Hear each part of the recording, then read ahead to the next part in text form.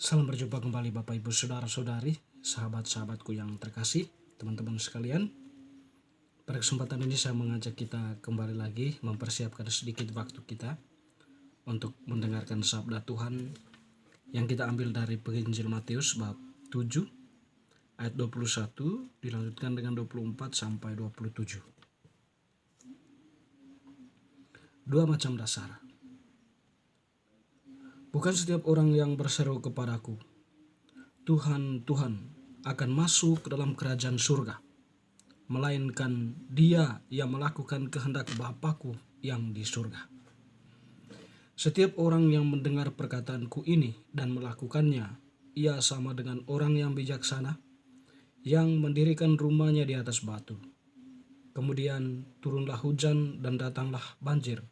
Lalu angin melanda rumah itu, tetapi rumah itu tidak rubuh, sebab didirikan di atas batu.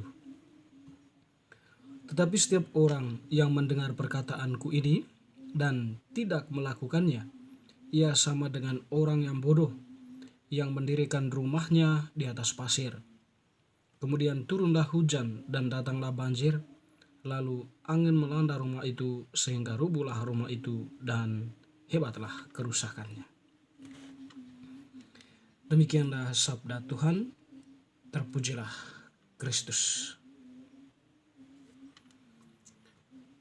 Teman-teman sekalian, Bapak Ibu Saudara-saudari yang terkasih, Penginjil Matius pada kesempatan ini berbicara atau bercerita yang setidaknya memberi dua pesan, yaitu menjadi pendengar dan juga menjadi pelaku firman. Jadi kedua hal ini merupakan dua hal yang berjalan bersamaan, tidak bisa terlepas satu terhadap yang lain. Untuk bisa mencapai suatu tujuan yang ideal, di mana kita menuju pada suatu tempat yang boleh kita katakan tempat terbaik. Dalam kehidupan sehari-hari, tentu kita mendengar ada begitu banyak orang yang hanya tahu berkata-kata, hanya tahu berbicara, mempunyai konsep, mempunyai rancangan-rancangan, tetapi untuk melakukannya itu sangat susah atau tidak bisa dilakukan. Mungkin menyuruh orang lain.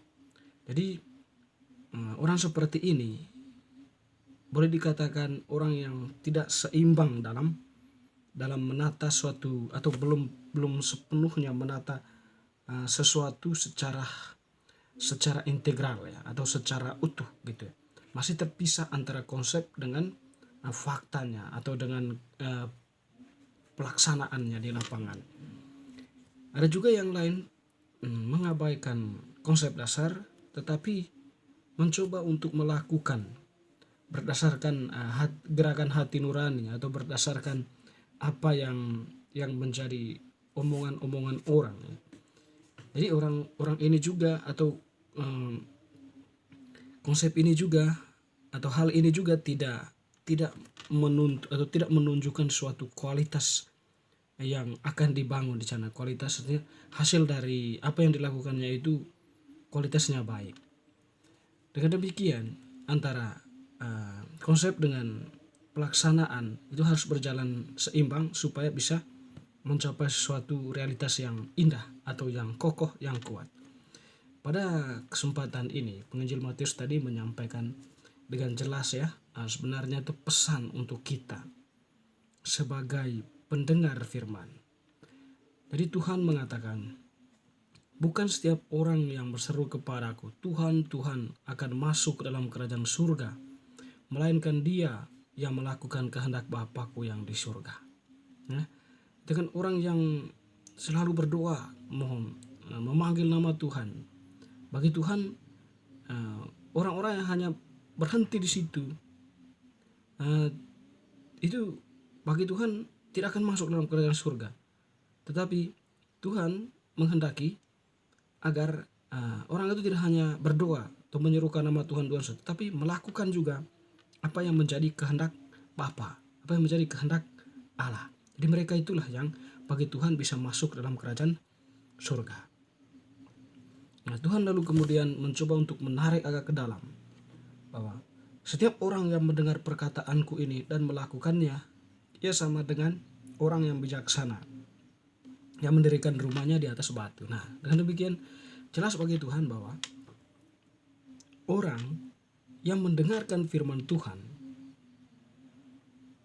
dan melakukannya dalam kehidupan atau mewujud nyatakannya, nah mereka itulah yang mempunyai atau diandaikan oleh Tuhan orang-orang yang mendirikan rumah di atas batu. Dan mereka menetapkan dasar yang kokoh, lalu sehingga apapun yang ada di atasnya itu menjadi kokoh juga, atau tidak terombang-ambing oleh berbagai bentuk tawaran kenikmatan, tidak digoyangkan oleh berbagai bentuk tawaran-tawaran kenikmatan dunia. Dia berdiri kokoh, tetap pada fondasi yang dia pegang kuat, dan tetap menunjukkan keindahan kekokohannya di tengah badai yang menimpa. Jadi bagi Tuhan, orang-orang yang setia mendengarkan sabda dan melakukannya, mereka itulah yang bagi Tuhan pribadi-pribadi yang utuh, yang layak untuk masuk ke dalam kerajaan surga. Mereka tidak hanya sebagai pendengar firman, tetapi melakukannya itu dalam kehidupan sehari-hari. Mereka tidak hanya mendengarkan kata-kata kasih, tetapi mencoba mempraktekkan kasih itu dalam realitas kehidupan sosial. Mereka tidak hanya mendengarkan bagaimana Tuhan mengampuni, tidak hanya mendengarkan kata-kata Tuhan yang mengajarkan pengampunan, tetapi mereka juga melakukan pengampunan itu dalam realitas sosial kebencian. Mereka tidak hanya mendengar kata-kata untuk memaafkan musuh, tapi mereka juga melakukannya dalam kehidupan nyata di mana mereka mampu memaafkan musuh. Mereka tidak hanya berkata-kata, mereka tidak hanya mendengarkan kata-kata pengajaran Tuhan, pengajaran gereja tentang kejujuran, tapi mereka juga melakukan kejujuran itu. Demikian pun dengan keadilan. Mereka mempraktekkan keadilan itu dalam realitas kehidupan bermasyarakat. Artinya di sini ada sebuah kesinambungan antara yang konsep ilahi dengan aktivitas manusia atau tindakan manusia sebagai perwujudan nyatanya dalam kehidupan nyata. Teman-teman sekalian, Bapak Ibu Saudara-saudari yang terkasih, pada masa Advent ini sebenarnya bacaan ini yang mengajak kita bahwa untuk kembali ke dalam diri kita masing-masing. Kita ini sebagai pendengar sabda, betul, bahwa setiap hari Minggu kita datang ke gereja mendengarkan sabda Tuhan, ataupun dalam kegiatan-kegiatan pendalaman iman, maupun dalam kegiatan-kegiatan doa rohani lainnya yang kita anggap sebagai sebuah sarana yang memperteguh iman kita, memperkuat iman kita, menumbuhkan rasa-rasa kedekatan kita dengan Tuhan. Tetapi apakah kita sungguh mewujudkan apa yang menjadi inti dari doa kita, inti dari pendalaman iman, inti dari khotbah, atau inti dari hal-hal rohani yang kita serap itu dalam kehidupan sehari-hari? Itu merupakan sebuah pertanyaan reflektif memang.